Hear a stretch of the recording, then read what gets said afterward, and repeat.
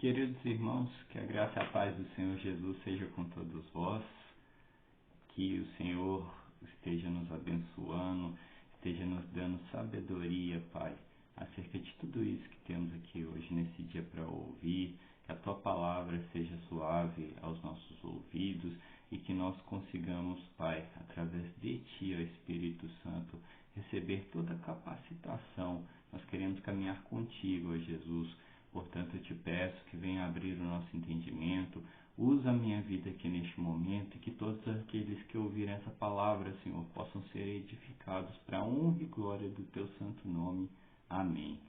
Queridos irmãos, gostaria de trazer esse dia aqui um entendimento acerca da palavra do Senhor para nós, algo que nesses dias eu estava meditando e que o Espírito Santo me trouxe, que às vezes a gente como cristão, às vezes a gente começa a esquecer dos rudimentos básicos da fé, e algo muito importante que nós devemos ter sempre em foco, sempre em mente, é o que quer dizer o termo vida plena, qual que foi a promessa de Jesus para nós, porque se você for analisar, essa é a promessa talvez a principal do evangelho dele.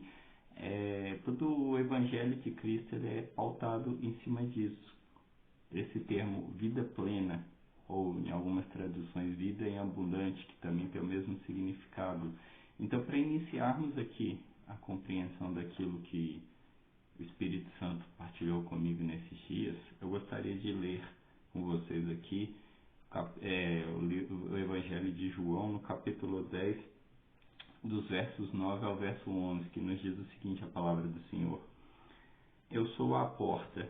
Se alguém entrar por mim, salvar-se-á, e entrará e sairá, e achará pastagem. O ladrão não vem senão a roubar, a matar e a destruir. Eu vim para que tenham vida, e a tenham em abundância. Eu sou o bom pastor. O pastor dá a sua vida pelas ovelhas. Aqui nós vemos alguns detalhes que Jesus está nos explicitando. Ele fala que ele é o único capaz de dar vida e que ele dá vida em abundância. Muitas vezes nós nos limitamos, quer seja pelo pecado, quer seja pelo estilo de vida que nós estamos levando. Nós nos limitamos por N fatores a ter uma vida medíocre, uma vida abaixo daquilo que Deus projetou para nós. E Jesus vem falar aqui no Evangelho de João que a vida qual ele dá é uma vida plena, uma vida abundante. E o requisito para desfrutar dessa vida plena, dessa vida abundante, é segui-lo, porque ele é a porta que se abre para a vida. Ele é o bom pastor também. E isso é importante que a gente entenda quando você fala de vida plena. Essa analogia de bom pastor, ela é fundamental, porque não tem como você se relacionar com Deus, não tem como você se relacionar com Jesus sem ter essa percepção, essa visão de que ele é um pastor. Por quê?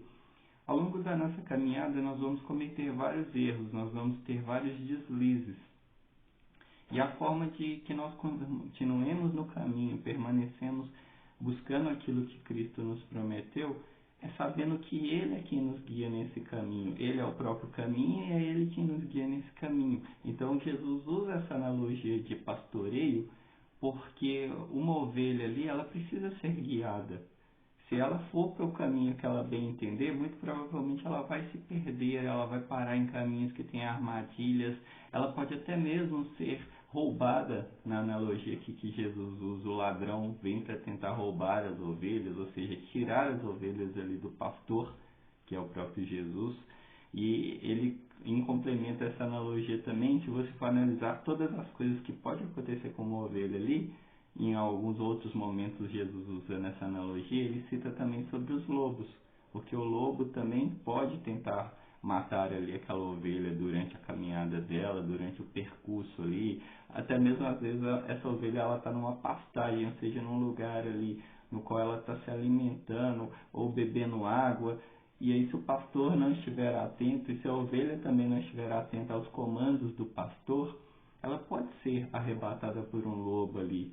Então, assim, para que haja a perfeita harmonia, é necessário que nós, como ovelha, estejamos atentos à voz do pastor, estejamos seguindo a voz do pastor e saibamos quem é o pastor, aquele que vai nos guiar, aquele que vai nos orientar.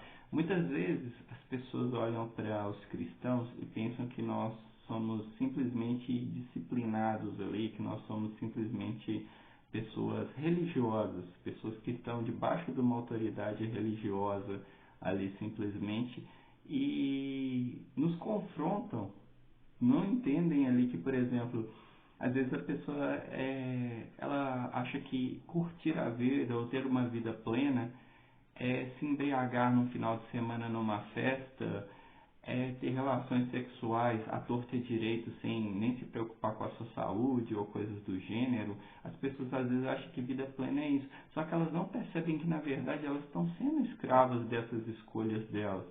Ninguém chega numa segunda-feira no trabalho de fato feliz por ter arruinado o seu fígado na semana, no final de semana.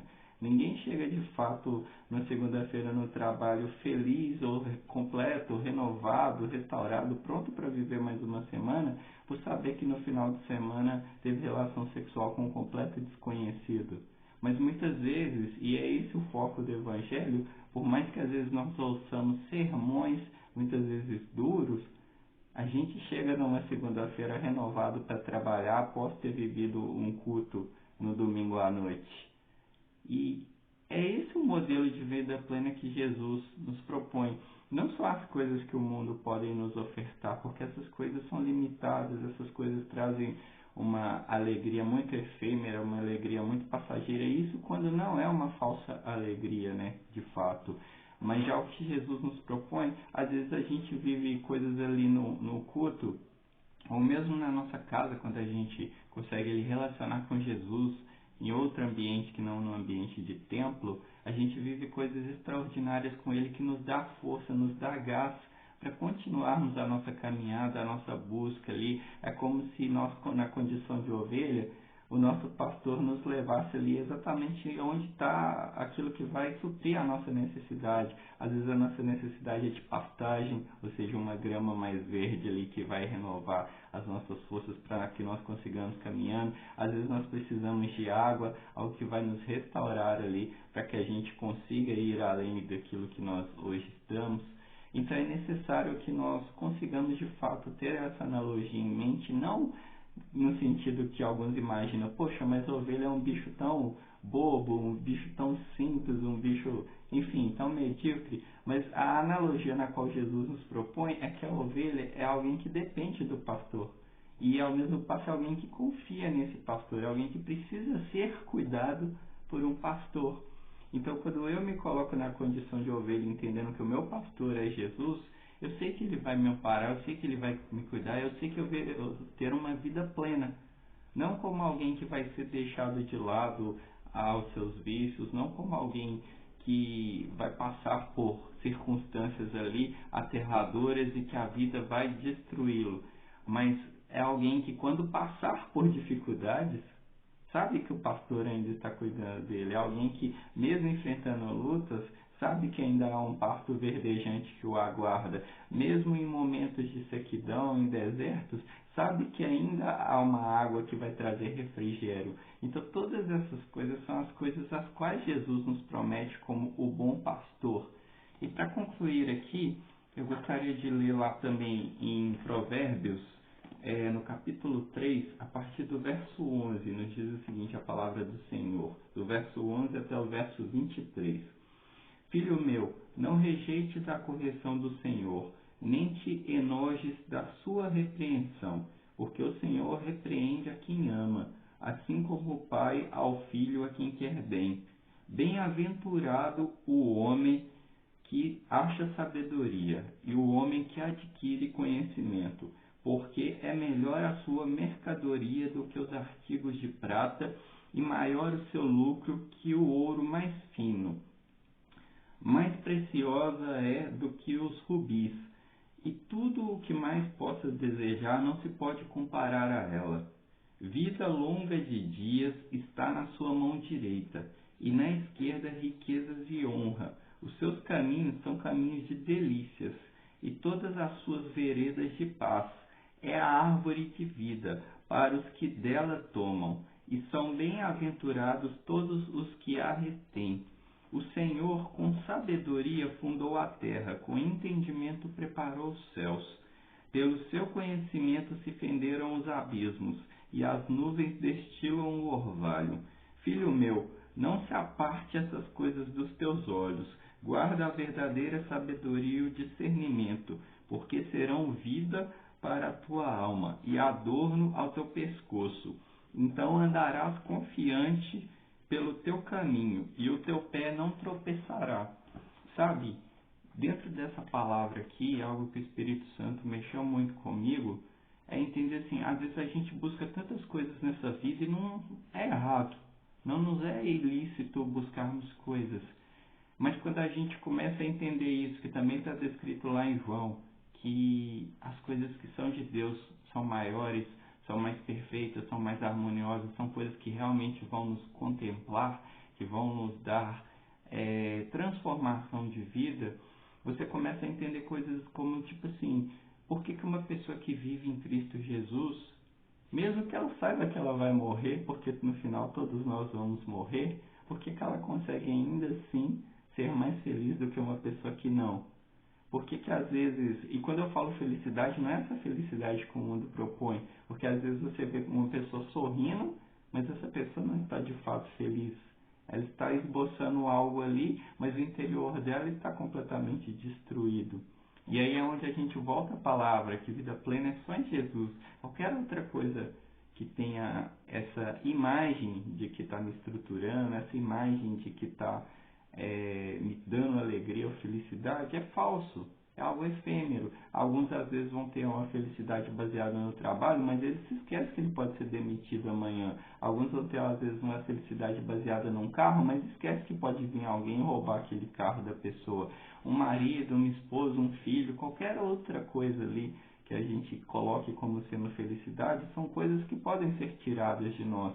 Então a verdadeira felicidade, a verdadeira vida plena, a qual nós, como humanos, podemos de fato obter, é saber que existe um Jesus, é saber que existe um Cristo que deu a vida por nós, para que nós tivéssemos essa vida plena, para que nós tivéssemos essa consciência de que por mais que um dia eu vá morrer, Ele me prometeu que eu tenho uma vida após essa morte, que por mais que aqui eu sofra, passe por dificuldades, Ele me prometeu um reino junto ao lado dele.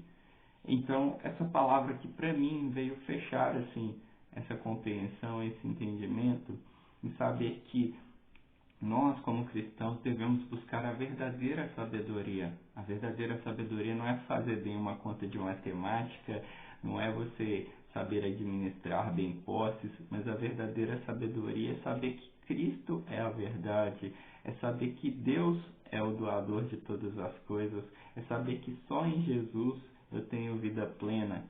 Então aqui eu creio que quem escreveu esse capítulo 3 de Provérbios foi o Salomão, porque nem todos os textos de Provérbios foram escritos por ele, mas enfim, crendo que aqui tenha sido Salomão, eu creio que Salomão foi alguém que, através do seu pai Davi ali, conheceu a pessoa de Jesus, não diretamente o Jesus que mais tarde se tornaria o Cristo que a gente conhece, mas o Jesus que existiu desde a eternidade, o Cristo que existia desde a eternidade.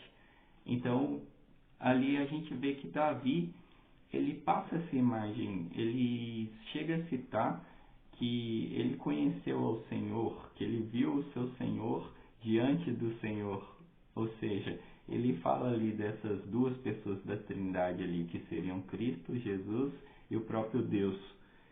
Mas, terminando aqui nesse versículo 23 de Provérbios 3, então andarás confiante pelo teu caminho, e o teu pé não tropeçará.